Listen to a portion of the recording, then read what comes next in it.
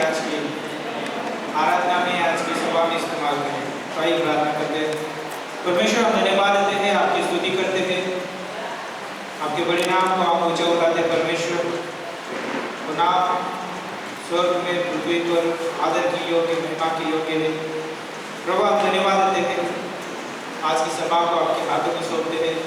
शुरू से लेकर प्रभु आज तक आप अगुवाई करना, गीतों में प्रभु यीशु मसीह आप सभी को इस्तेमाल करना, आपके वचन सुनने में प्रभु हर एक को इस्तेमाल करना, आपके दास को प्रभु वचन बांटने के लिए आप इस्तेमाल करना। प्रभु, हम प्रार्थना करते हैं उस वचन के ऊपर आपके दास को अभिषेक करना। गॉड, सुनने वाला हर एक व्यक्ति प्रभु आपके ओर से अगुवाई पाए और प्रभु बड़े उन्नति पाए और आपकी महिमा कर सके। प्रभु धन्यवाद देते हैं परमेश्वर, खासकर प्रार्थना करते हैं यहाँ पर इस सभा में आने वाले हर एक व्यक्ति को आपके हाथों में सौंपते हैं। सबको आप इस्तेमाल करिए, यीशु के नाम से हम मांगते हैं, आमीन।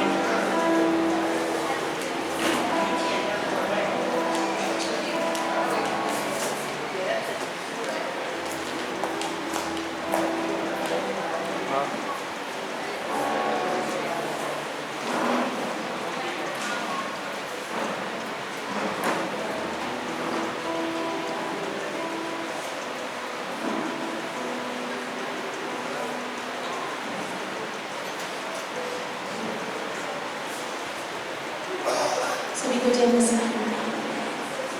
हम लोग प्रस्थान करेंगे।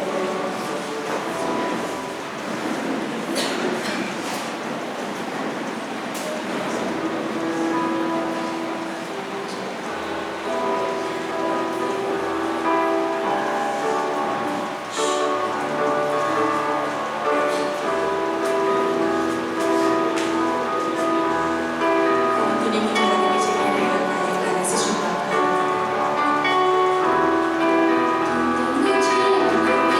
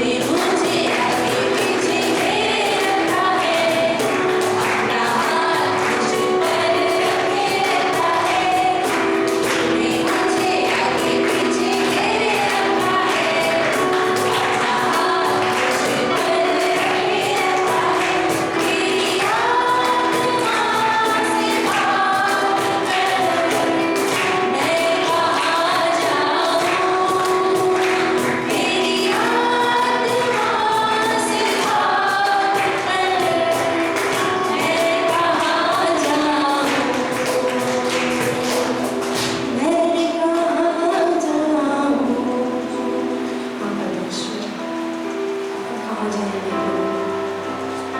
आप हर करीब हो परमेश्वर, हमारे जीवन को, हमारे विश्वास को और हमारी आशा को भी परमेश्वर सिखाओ सिखाओ।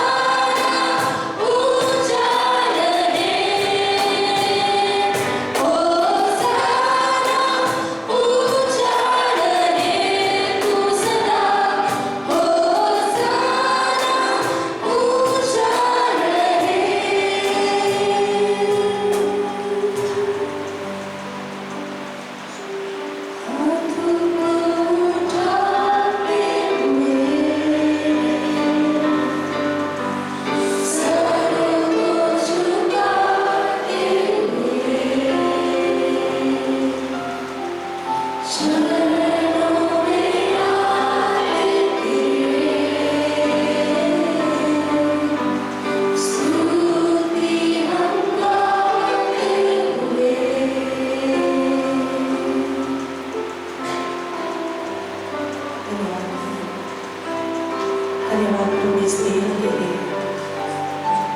धन्यवाद परमेश्वर। सब जब हम मिलकर आते हैं तब आपसे बल पाते हैं। आप यहाँ पर उपस्थित आपके इस देह से बात करना, आपके बच्चों से बात करना।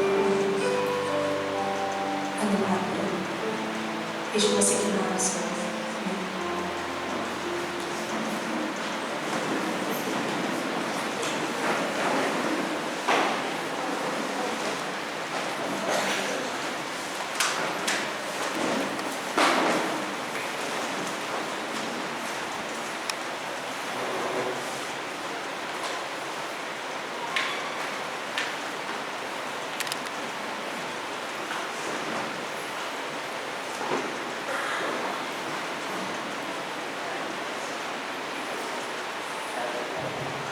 Check.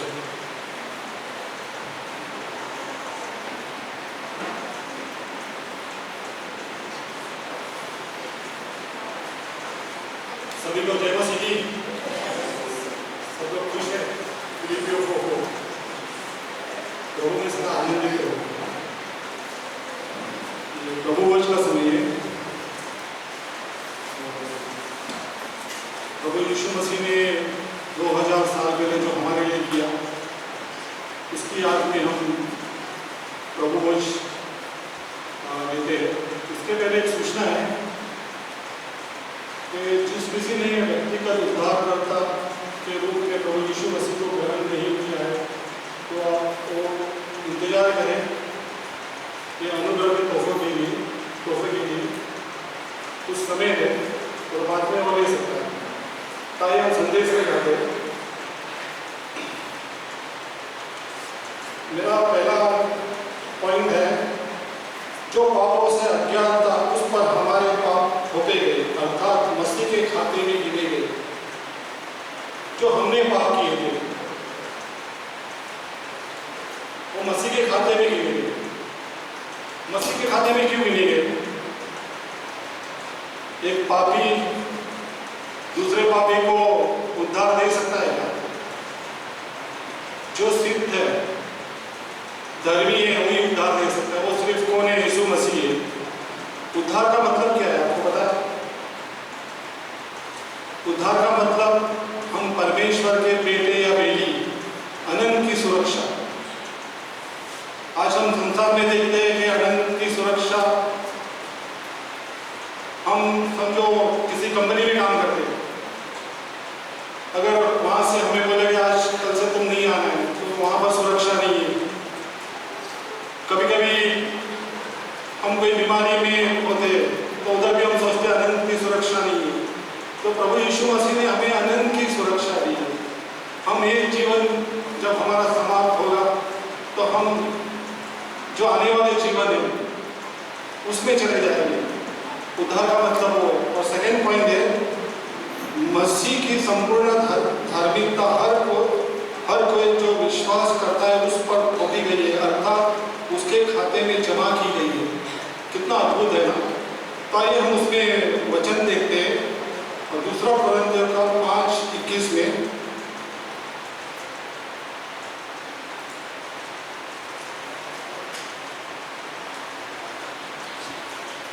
जो पापों से अज्ञात था उसी को उसने हमारे लिए पाप ठहराया कि हम उसमें होकर परमेश्वर की धार्मिकता बन जाए। कितना अद्भुत है ना। हमारे पापों को उसने ले लिया। आज के संसार में हमारे पाप कोई नहीं ले सकते सिवाय यीशु मसीह का। और दूसरा है रोमियो का 4:5।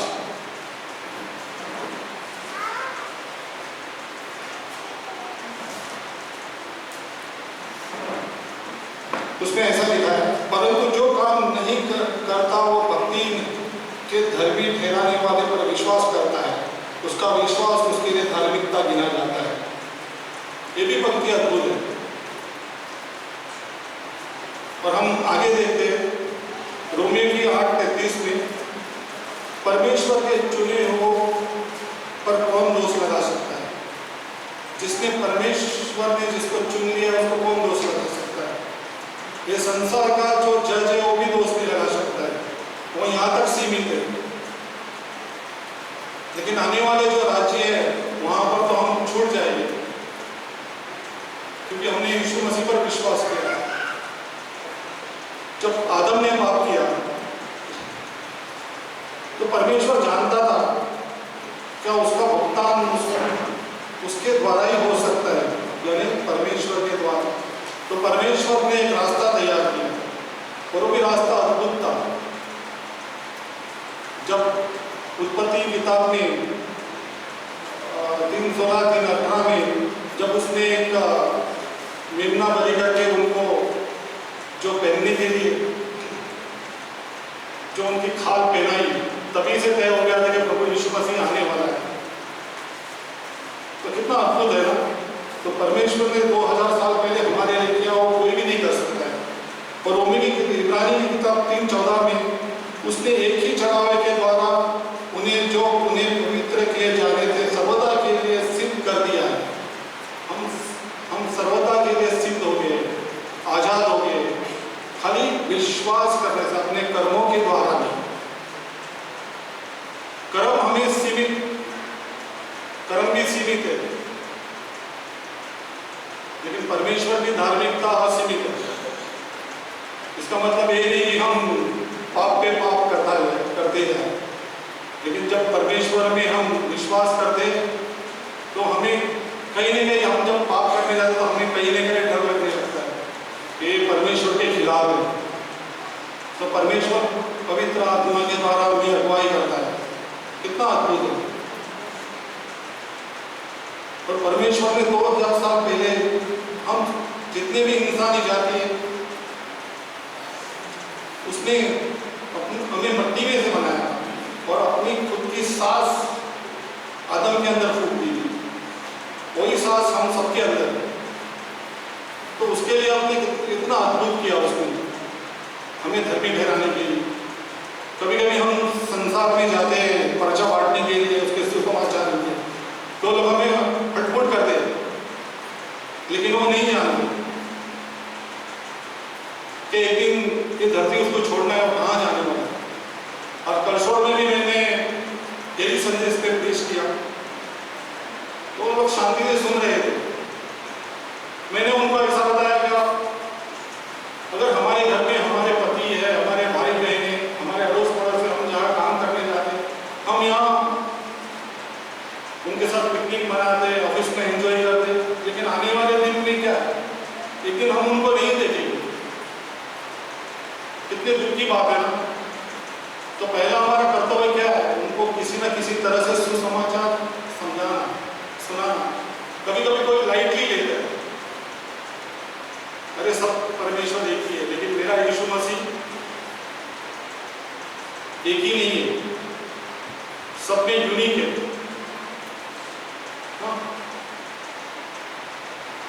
12 दिन पहले मेरी एक चाची गुजर गई गाँव में। मैंने जाता था तभी उसको सुसमाचार सुनाता था, तो सब लाइटली लेता था, तो सब देवी देवता कुल देवता सब एक ही है, जाके उधर ही मिलता है। लेकिन मैं उनको बताता ये सबसे डिफरेंस है, अलग है। लेकिन वो 12 दिन के पहले गुजर गया, जो उनका कुछ धारा दे रहा था। एक्चुअली मैं नहीं जा सकता कि मैं यीशु मसीह पर विश्वास करता हूँ। तब एक चाचा आगे बोलता है अरे अभी वो सुखी हो गई। मैं बोला अभी से उसका दुख चालू हो गया। यहाँ तो दुख कम है, लेकिन वहाँ इससे ज़्यादा दुख है। सच्चाई बताना जरूरी है। हम कभी कभी उसकी खुशी के लिए सच नहीं बताते, उसके हाँ में हाँ मिलाते। ऐसा मैं भी कर सकता हूँ, लेकिन सच्चाई बताना जरूरी है। प्रभु यीशु मसीह ने हमारे लिए 2000 साल पहले क्या किया, तो परमेश्वर ही कर सकता और कोई नहीं कर सकता। इतना अद्भुत मतलब धरती पर आया स्वयं, कितना अद्भुत है। उसके साथ जिन्होंने समय बिताया कितना अद्भुत है। लेकिन आज हम पवित्र आत्मा के द्वारा समय बिताते हैं उनके साथ। जब हम विश्वास करते हैं तो पवित्र आत्मा हमारे साथ रहता है और पवित्र आत्मा हमारी अगुवाई करते हैं। हम कुछ गलत करने जाते तो पवित्र आत्मा हमें अलर्ट करता है, तो बेटा ऐसा मत कर, ऐसा कर। परमेश्वर हर समय हमारे साथ है। तो आइए हम प्रभु भोज के लिए 2 मिनट के लिए पहले तैयार थे। जाने अनजाने में हमें हमसे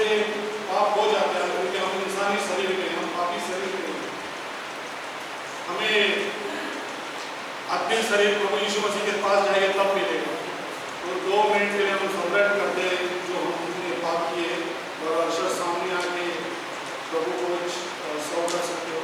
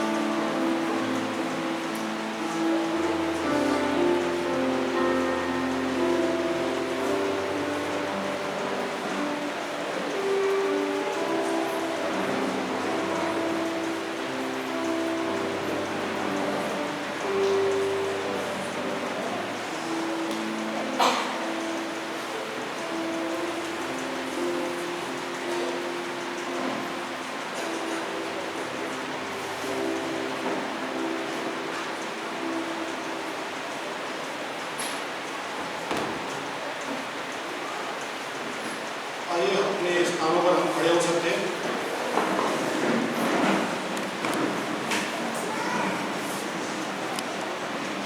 हम वचन में जाइए। 1 कोरिन्थियों 11:23 में पढ़ते हैं, क्योंकि यह बात मुझे प्रभु से पहुंची और मैंने तुम्हें भी पहुंचा दी है कि प्रभु यीशु ने जिस बात पकड़ाया गया रोटी ली और धन्यवाद करके उसके तोड़ी और कहा, ये मेरी देह है जो तुम्हारे लिए है, मेरे स्मरण के लिए किया है। तो हम रोटी को ग्रहण करते हैं।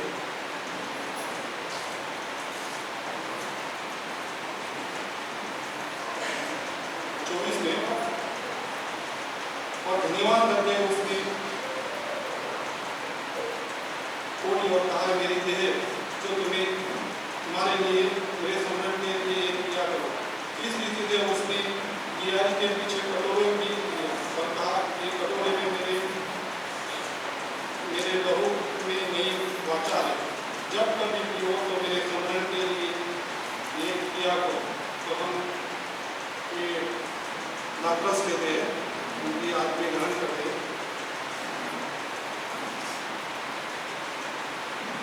प्रार्थना करेंगे।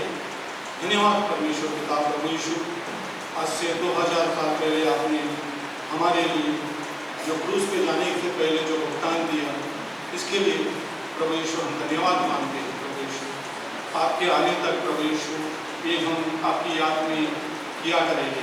प्रभु यीशु धन्यवाद, धन्यवाद सभी चीज़ों के लिए धन्यवाद प्रभु यीशु, हमारे इस चर्च के लिए धन्यवाद, पास्टर के लिए धन्यवाद, सबको आपके हाथों में रखते हैं प्रभु यीशु मसीह के नाम से आमीन।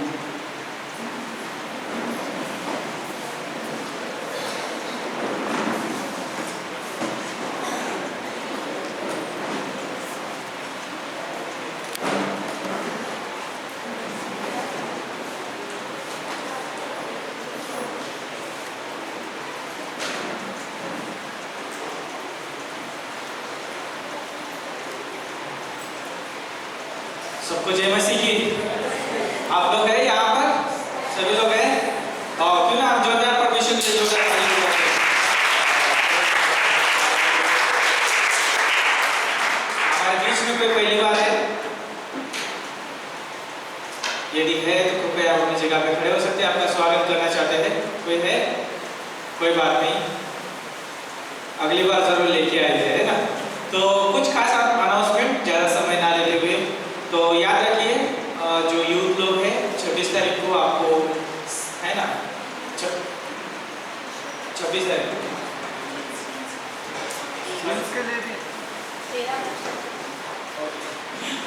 यूथ लोगों को, जैसे कि 13 साल से ऊपर जो भी है, आपको यहाँ पर 26 तारीख 7 बजे यहाँ पर आना है। आपके लिए समय अच्छा रहेगा, ओके। बुजुर्ग लोगों को नहीं आना है, ओके। बोलेंगे हम मसीह में जवान है, ओके, तो हम मसीह में सब जवान है, लेकिन यहाँ पर जो है 13 साल के ऊपर के जो भी है उनको आना है यूथ में, ओके। बुजुर्ग लोगों को दिए नहीं है, तो आप लोग आ सकते हैं। आपके लिए अच्छा फन टाइम रहेगा, अच्छा प्रभु का वचन रहेगा, है ना। तो आप जरूर आके उसका, है ना, आनंद उठा सकते हैं। 7 बजे, यस 7 बजे बोला, ओके 7 बजे, ओके। आप लिख के ले सकते हैं 7 बजे, ओके। ग्रुप में भी डाल दिया जाएगा, यदि आप ग्रुप में है तो आपको ग्रुप में भी आपको मिलेगा, है ना। तो ध्यान में रखिए 26 तारीख 7 बजे यूथ लोगों को यहाँ पे आना है।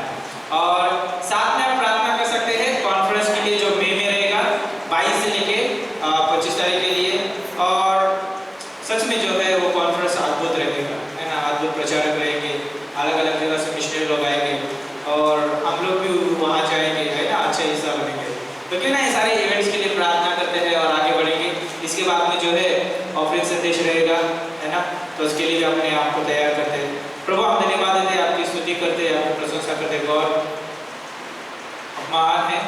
और प्रभु जो इवेंट्स है प्रभु, आप वो दोनों इवेंट्स आपके हाथों में सौंपते हैं। जो यूथ में प्रभु 26 तारीख को जो वचन बोया जाएगा परमेश्वर, उनके साथ समय बिताया जाएगा प्रभु। ये साधारण समय नहीं होगा परमेश्वर, बहुत अद्भुत समय होगा। पासवान को आप सच में प्रभु अगुवाई करें, बुद्धिमत्ता से भर दीजिए प्रभु, और प्रभु वो समय अद्भुत समय दे सके प्रभु। और खास करके हम प्रार्थना करते हैं गॉड, जो कॉन्फ्रेंस आने वाला है उस कॉन्फ्रेंस को भी आपके हाथों में सौंपते हैं।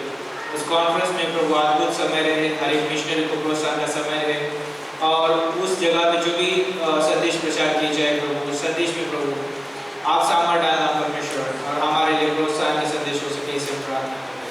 धन्यवाद देते हैं और प्रार्थना प्रभु यीशु के नाम से मांगते हैं, आमीन, ओके। और एक बात आप देखते हो कि मेरे पीछे है ना हैप्पी बर्थडे लगाया हुआ है ना। तो पास्टर का कल हैप्पी बर्थडे था ओके, जन्मदिन था, ओके। तो बाद में उनको विश कर सकते हैं। आपने विश किया नहीं है तो ओके, आप उनको जरूर विश कर सकते हैं, ओके। Thank you. तो भाई रोहित का आप स्वागत करते हैं, वो हमें दान के संदेश में आप करते हैं।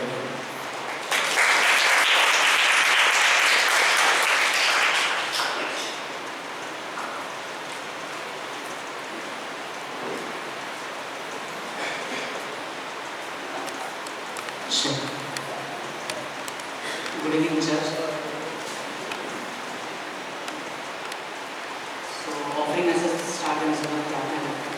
परमेश्वर धन्यवाद देकर परमेश्वर समय के लिए अपने मंच में समय दिया, इसके लिए बहुत धन्यवाद। आप हमें लीड करना, आप हमसे बात करना परमेश्वर। ये छोटे से प्रार्थना इस मसीह के नाम से करते हैं, आमीन। हम लोग एक्ट्स चैप्टर 4 प्रेरितों के काम, उसका 4 चैप्टर चैप्टर 4 और 32 और 34 पढ़ेंगे। 32, 34, 35, फिर उसके बाद उसके नेक्स्ट चैप्टर नंबर देखेंगे।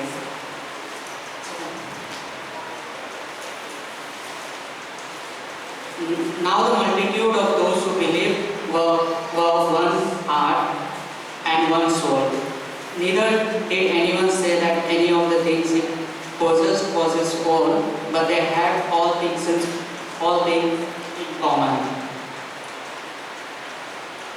Nor was there anyone among them who lacked, for all who were possessors of lands or houses sold them and brought the proceeds of the things that were sold.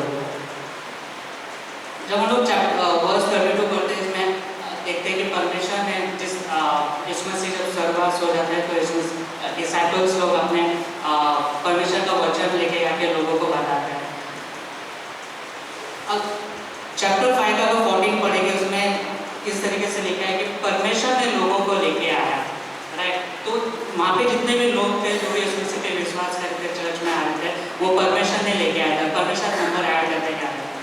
लेकिन इसमें सबसे चीज 34 पढ़ते हो आप लोगों को मेरे को बहुत अच्छा लगा वो वर्स कि जिधर लिखा था कि nor was there anyone among them who lacked. उसमें कोई भी व्यक्ति ऐसा नहीं था कि जिसको किसी चीज़ की कमी थी इन अ सेंस, मतलब ऐसा नहीं था कि उनके पास बहुत बड़े घर थे, सबको 3 टाइम का अच्छा खाना मिल रहा था, वो नहीं। उनके जो बेसिक नीड थे वो पूरी हो रही थी। क्यों? अगर हम लोग आगे पढ़ेंगे क्यों, क्योंकि जितने भी लोग आए थे मतलब परमेश्वर में विश्वास करते थे, उन लोगों ने अपना घर का जितना भी चीज़ जो भी था उनके पास, उन लोगों ने लाके अपोस्टल्स के सामने, जो पास्टर्स उनके सामने लाके रख दिया, बोले कि परमेश्वर के काम के लिए, राइट। अभी तो पॉसिबल नहीं, हम लोग सब कुछ बेच के नहीं आ सकते चर्च में लाके दे नहीं सकते कि ये परमेश्वर के लिए यूज़ करो, लेकिन हम लोग ऑफरिंग देते हैं, राइट। वो ऑफरिंग एक 10% है जो परमेश्वर को हम लोग देते हैं। 35 में हम लोग देखते हैं, and let them at the apostles' feast and they distributed to each as anyone had need। तो उस तरीके से वो लोग एक दूसरे का केयर कर रहे थे। इसमें हम लोग एक दिखता है कि वो लोग एक स्टार्टिंग था, वो लोग परमेश्वर के प्यार में बढ़ रहे थे और वचन को बढ़ाना था, सब इकट्ठा होकर एक दूसरे का केयर कर रहे थे। इस बीच में अगर हम लोग वचन चैप्टर दूसरा अध्याय में जाते हैं, चैप्टर 5 में, तो उसमें हमको एक स्टोरी है जिधर दिया है। एक कपल होते हैं, फैमिली, हस्बैंड एंड वाइफ, जिसका नाम होता है अनन्यास और सफीरा।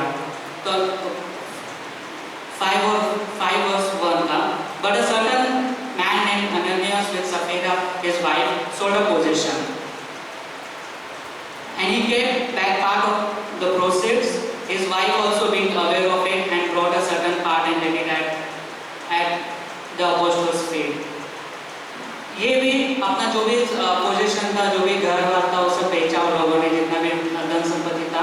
लेकिन इन लोगों ने क्या किया, उसमें से कुछ अमाउंट अपने पास रखा और पीटर को जाके बोलते हैं कि पतरस ये लो, हम लोग ने जितना जमीन बेचा था ये पूरा हम लोग परमेश्वर को देना चाहते हैं।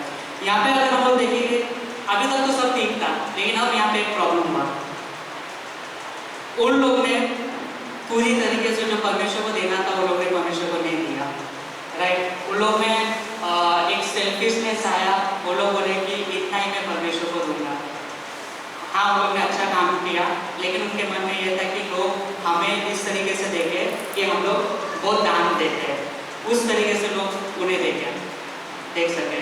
कई बार शैतान हमें कंट्रोल करना चाहता है, जिस तरीके से वचन हम लोग देखते हैं। शैतान ने उस फैमिली, उस कपल को कंट्रोल किया, फिर बोला कि तुम लोग पूरा क्यों दे रहे, तुम लोग देना चाहते दे दो। लेकिन उन लोगों ने डिसाइड किया था कि इतना देंगे, लेकिन उन लोगों ने दिया नहीं, राइट। फिर बाद में जब पतरस उनको मिलता है, अनन्यास को बोलता है कि तुम्हें सब कुछ दे दिया, उसने झूठ बोलता है। और आगे का स्टोरी आप देखते हो कि किस तरीके से परमेश्वर ने उनको जज किया, वो लोग दोनों मर जाते हैं उसके बाद। सो मैं यही बोलना चाहता हूँ कि कई बार हमारे ऑफरिंग में भी शैतान हमें कंट्रोल कर सकता है, करेक्ट। कई बार आई थिंक ये मैसेज बहुत उन लोगों को पता होगा जो लाइफ ऑफ डेविड क्लास कर रहा है। तो मैंने पास्टर ने प्रीच किया था, तो उसमें से मुझे अच्छा लगा था, तो मैंने थोड़ा उसमें शेयर करने सोचा। रियल मैं सोच रहा था हाँ शैतान कंट्रोल करता है। शैतान को सबसे ज़्यादा जो प्रॉब्लम है वो ये है कि जब एक विश्वासी परमेश्वर के पीछे चलता है, सबसे बड़ा प्रॉब्लम है। और उससे बड़ा प्रॉब्लम ये है कि जब मैं परमेश्वर को मेरा ऑफरिंग देता, क्यों? क्योंकि ऑफरिंग एक दर्शाता है कि मैं परमेश्वर का आराधना करता हूँ। ऑफरिंग जब मैं देता हूँ मैं परमेश्वर का वर्शिप करता हूँ, राइट। और वर्शिप अगर आप देखो तो शैतान को बिल्कुल पसंद नहीं है जब हम लोग परमेश्वर का वर्शिप करते हैं, क्योंकि शैतान चाहता है कि मेरा करो, है ना। हो जाता है कभी कभी हमें पता नहीं होता है कि हम लोग फ्लो में, या फिर कभी कभी शैतान हमारे सामने टेम्पटेशन लाता है, जैसे कि चैप्टर 5 में देखा हम लोगों ने कि शैतान ने टेम्पटेशन लाया, और शैतान बहुत माहिर है इसमें। शैतान टेम्पटेशन लेके आता है, जब उसने यीशु मसीह को नहीं छोड़ा तो हमें कैसे छोड़ सकते हैं। सो अब क्वेश्चन ये है कि हमें कैसा पता चले कि कहीं शैतान मुझे कंट्रोल कर रहा है या नहीं कर रहा है।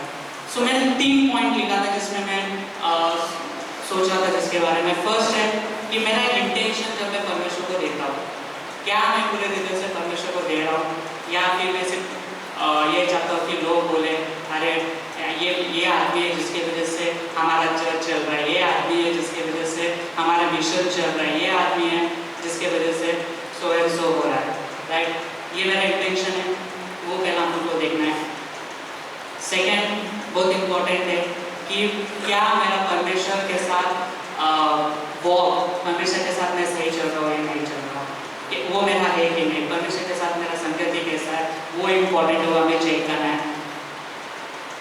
मैं होली स्पिरिट मुझे लीड कर रहा है नहीं कर रहा है, बहुत इंपॉर्टेंट। जब भी मैं देता हूँ सिर्फ ऑफरिंग हो या फिर किधर भी आप फाइनेंशियली हेल्प करते हो, वो हमें देखना है कि परमेश्वर के अगुवाई में मैं दे रहा हूँ या नहीं दे रहा हूँ।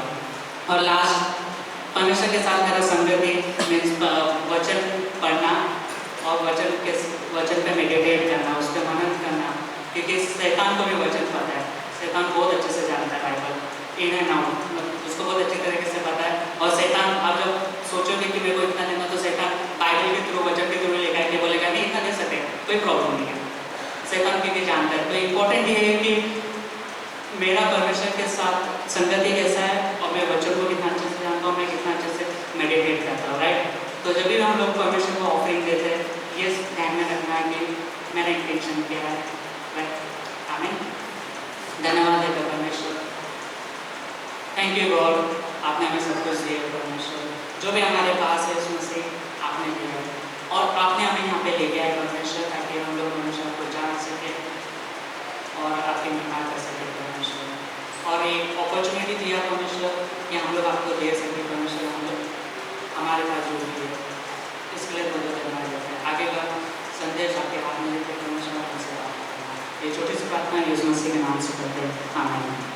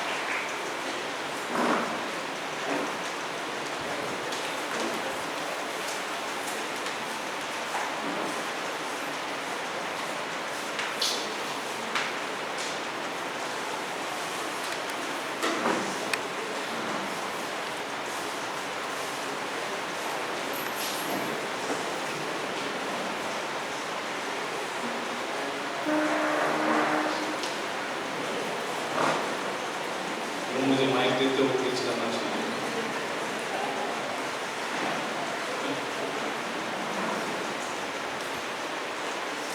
अच्छा था नहीं, रोहित तो बहुत अच्छा असिस्ट था, बिना ताली देते इस बार क्लास से वो सीखा, बस वो पार्ट है, अच्छी बात है। ये हम लोग जब वचन शेयर करते हैं, ये आगे का जनरेशन जो है तैयार हो रहा है, ये समझ सकते हैं। आगे का जनरेशन, आगे का पीढ़ी के लिए क्या बोलते हैं, दूसरा नमूना नहीं चाहिए, सिर्फ एक ही नमूना चाहिए जो परमेश्वर को जो फॉलो करे, एक ही नमूना।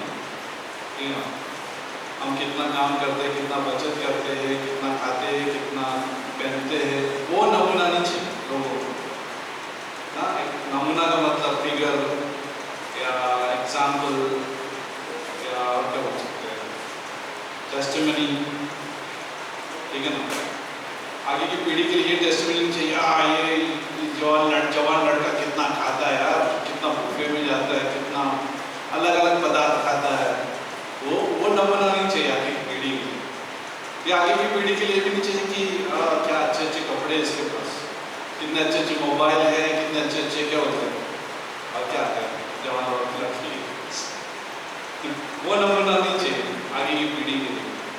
आगे की पीढ़ी के लिए ये नहीं देखना है कि कितना अच्छा अच्छा उसके पास बचत है, ठीक है, वो सब कुछ अगर रहेगा तो प्रेज़ द लॉर्ड, लेकिन नमूना क्या चाहिए कि परमेश्वर को फॉलो करने वाला नमूना ये चाहिए।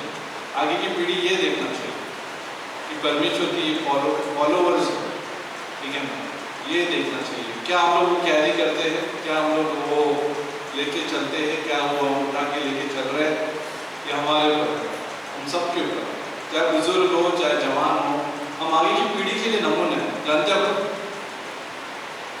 तो जवान लोग नहीं, हम सब आगे की पीढ़ी के लिए नमूने हैं। हम दूसरों के लिए रास्ता बनाते हैं। आगे जो आएंगे, बच्चे आएंगे, बड़े होंगे, वो नमूना देखेंगे, हमारे कदमों का निशान देखेंगे। फुटप्रिंट्स बोलते हैं ना, फुटप्रिंट्स, कदमों के निशान देखेंगे कि ये निशान जो है उस तरफ जा रहा है, यीशु की तरफ जा रहा है। अब कभी रेत पर चले, कभी बीच पर चले, फुटप्रिंट देखा हमने, कभी अच्छा लगता है। हमारे पैरों के निशान अच्छे लगते हैं, दो दो निशान दिखते हैं ऐसे ऐसे आगे आगे चलते चलते चलते, ठीक है ना। तो ऐसे ही जो है हम निशान छोड़ते हैं पीछे की पीढ़ी के, माँ बाप हो या फिर हम लोग फ्रेंड्स हो, फेलोशिप हो, हम लोग एक फुटप्रिंट छोड़ते हैं। एक अच्छा गाना है, बहुत अच्छा गाना है इंग्लिश में, मुझे बहुत पसंद है। मैं बोलिए वो गायक का नाम स्टीफन, शायद स्टीफन के नाम का गायक है, कि वो फुटप्रिंट बोलते हैं ना, फुटप्रिंट छोड़ते हैं ताकि दूसरे जो है देख सके और उनका वो परमेश्वर को बोले। अच्छा इंग्लिश में वो लिरिक्स है, मेरे पास नहीं है तो मैं सुना लेता हूँ, लेकिन यही चीज़ है कि हम लोग एक ज्योति है परमेश्वर के लिए, राइट, लाइट है, होप है।